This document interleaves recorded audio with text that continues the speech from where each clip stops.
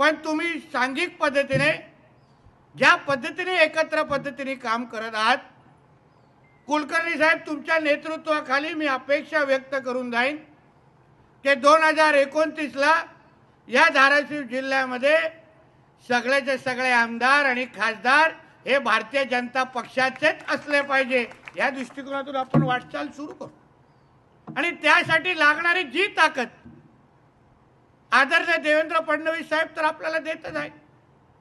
एवढे कर्तबगार मुख्यमंत्री आपल्याला लाभले आहेत की कार्यकर्ते म्हणून आपल्याला निश्चित पद्धतीने बळ भेटत आहे, नाहीतर उगाच डीपीडीसीची यादी रद्द झाली नाही।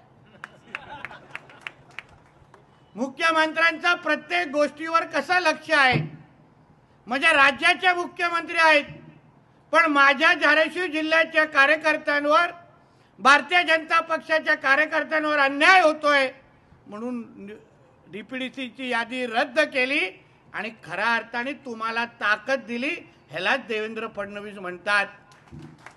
आणि म्हणून कार्यकर्ते म्हणून तुमच्याकडून फक्त साधी अपेक्षा साहेबांची आहे की भारतीय जनता पक्षाच्या कार्यकर्त्यांनी नेहमी एक लक्षात ठेवावं की देशाचा पंतप्रधान हे भारतीय जनता पक्षाचे आहेत, राज्याचे मुख्यमंत्री हे भारतीय जनता पक्षाचे आहेत।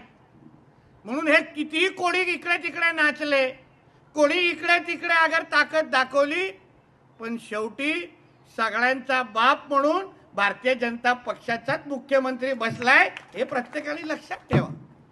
म्हणून किती इकडे तिकडे मिळून दे, 4 दिवसाची चांदणी आहे, कळेल हळू टप्प्याटप्प्याने काय होणार आहे।